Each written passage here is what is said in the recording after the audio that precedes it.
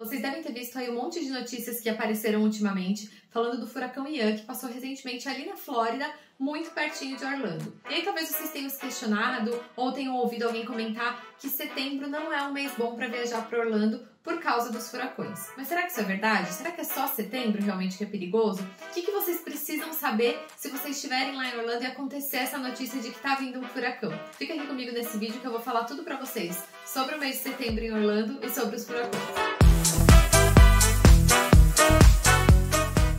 Por ser um mês quente, por ser o último mês do verão, muita gente que não quer ou não pode viajar nos meses de alta temporada, de férias, por exemplo, de julho, e aí ainda quer fazer uma viagem ali na época de calor, escolhe viajar em setembro, porque setembro, historicamente, as passagens costumam ser mais baratas, os hotéis costumam ser mais baratos, a gente vai chegar nesse ponto aí desse detalhamento. Mas aí o que acontece? Miami, por exemplo, é muito pertinho ali de Orlando, então quem quer visitar Miami no verão, setembro é o último mês de verão. Então acaba que muitos brasileiros vão fazer essa viagem para Orlando e Miami durante o mês de setembro para ainda pegar o verão. Por ser verão também, aquele ponto que eu falei para vocês já várias vezes de que quase sempre chove no fim do dia em Orlando, no mês de setembro isso é muito presente. Quase sempre vai chover e vai ser uma chuva forte. Esse ano, especificamente de 2022, eu conheço algumas pessoas que acabaram de voltar de lá e falaram que eram chuvas torrenciais, chuva que você não tinha para onde correr mesmo. Setembro, então, é um mês que, além de fazer muito calor durante o dia, vai sim quase sempre chover no final da tarde. Falando da rotina dos americanos,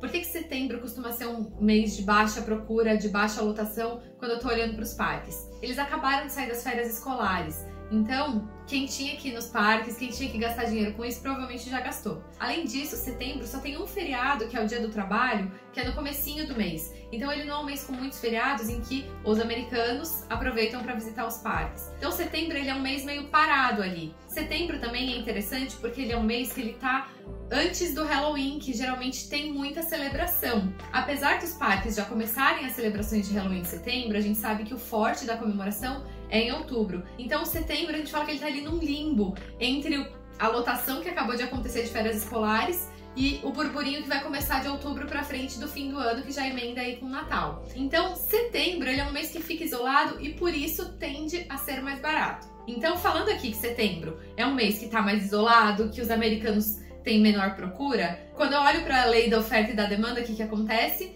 Eu tenho mais oferta no sentido de que tudo é mais barato, as passagens ficam mais baratas, as hospedagens ficam mais baratas, porque a população local está procurando menos. Então eles querem estimular que as pessoas venham de fora. Então mesmo que tenha todas essas questões de notícias de furacão, tendência a ter furacão, chuvas no fim do dia que às vezes pode acabar estragando seu dia no parque, se você tem expectativa de ficar até o fim do dia no parque, mesmo assim algumas pessoas optam por ir em setembro para visitar Orlando. Outra coisa também aqui que é interessante a gente pensar, que nesse bolo aí de fim de ano, além do Halloween, também tem Black Friday, que vai entrar ali um pouquinho mais pra frente, mas é um mês que os americanos costumam gastar um pouco mais. Então setembro realmente ele tá ali um mês um pouquinho isolado dos gastos dos americanos. Tem algumas pessoas que eu conheço que falam até que setembro é um mês que tem muito mais brasileiro do que americano dentro dos parques. Eu não sei dizer se isso é verdade, mas é uma sensação que as pessoas lá têm. Não quer dizer que o parque vai estar vazio, mas quando a gente fala em lotação, histórico de lotação, setembro é um mês que as filas costumam estar menores, os parques costumam estar mais vazios, em comparação com o mês de outubro, por exemplo, com o mês de julho nem se fala. Além disso, tem algumas coisas legais que acontecem em Orlando durante o mês de setembro. Um passeio diferente que as pessoas que vão para Orlando às vezes não pensam em fazer, mas que acontece durante setembro e que de repente é uma opção de passeio para vocês, é ir assistir um jogo do Orlando City.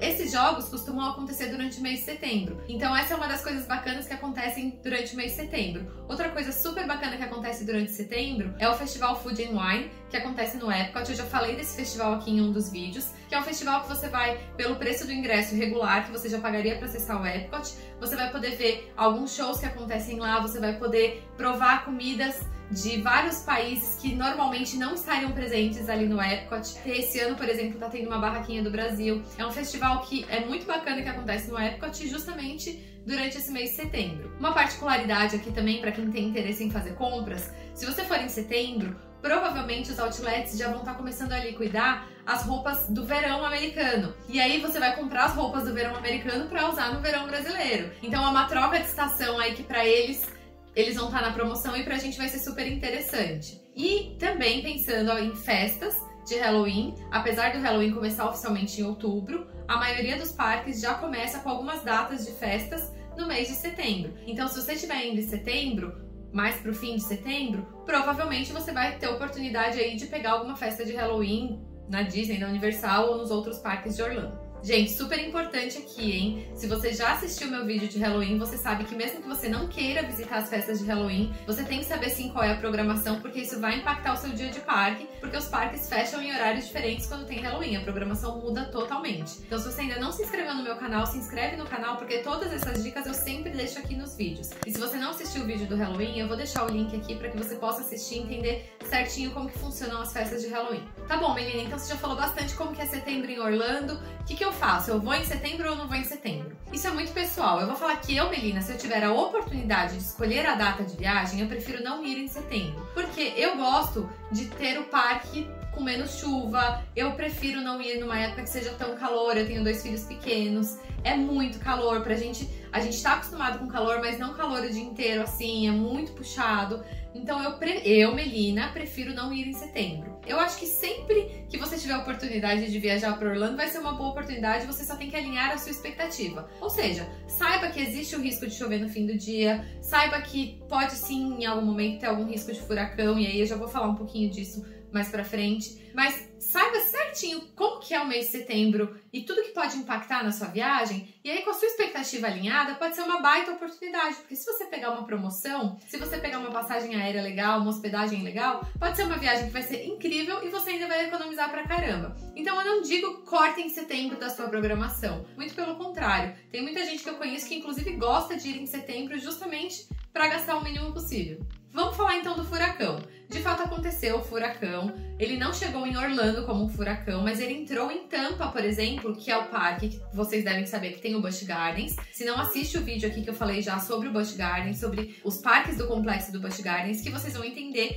que tem um dos parques que fica em Tampa, que é na costa. Como furacões eles vêm do mar, isso foi uma coisa que eu aprendi também estudando um pouquinho sobre os furacões de Orlando, os furacões, diferentemente de tornados, eles vêm do mar.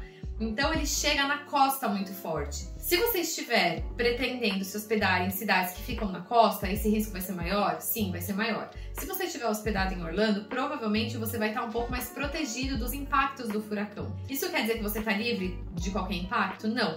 Isso quer dizer que provavelmente os impactos vão ser atenuados para você. Por exemplo, esse ano, o que aconteceu? Ele chegou como tempestade em Orlando. Então tiveram alguns danos na cidade, sim. Preventivamente, o aeroporto fechou, os parques fecharam, mas não teve nenhum grande dano. Mas aqui, o que eu acabei de falar pra você? Que o aeroporto fechou, os parques fecharam. Então isso é muito importante você já ter na sua cabeça que se acontecer, o que você pode fazer? Com antecedência, se você tá indo viajar e já tem essa previsão de furacão, você já conversa com a sua agência, conversa com a sua companhia aérea, entenda as possibilidades de remarcação. Ah, mas não deu tempo de fazer isso antes, eu já estava lá e veio a notícia. Beleza, então o que você tem que fazer? As mesmas coisas, entrar em contato com os locais ou com as empresas que você vai ter que reagir a alguma coisa. Dessa vez, os parques, por exemplo, abriram a possibilidade de você remarcar todos os ingressos. As companhias aéreas, além delas precisarem fazer a remarcação, muitas delas estavam ofertando isso aos seus clientes. Porque pensa, todo mundo que iria viajar naquele dia que o aeroporto estava fechado, eles vão ter que reencaixar em outros voos. Então, se você tiver essa possibilidade de negociar com eles, olha, eu preciso ficar mais 2 dias, porque eu tinha ingresso para os parques, não pude ir, vou ter que ir agora daqui 2 dias. Muitas companhias aéreas estavam fazendo isso, sem cobrar taxa nenhuma. Os hotéis, a mesma coisa.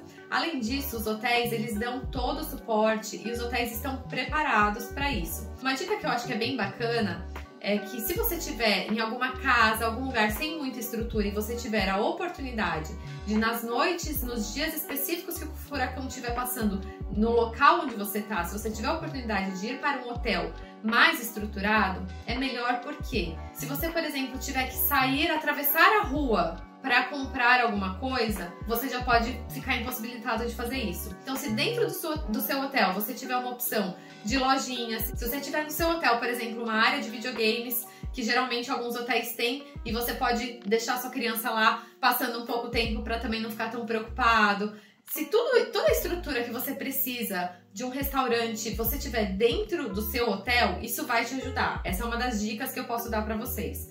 Outra coisa, sim, é importante a gente ser realista, entender o que está acontecendo em fontes confiáveis, em sites e canais confiáveis, mas não se aterrorizem com as notícias, porque a intenção é sempre prevenir ao máximo as pessoas. As dicas básicas que eles dão são você ter alguns suprimentos, também não é nada de outro mundo, mas água, um pouquinho de comida que seja não perecível, o máximo pronto possível que tiver, para caso você não tenha como preparar essa comida. Então, comidinhas enlatadas, frutas, coisas que você vai ter ali que você consiga comer sem muito preparo.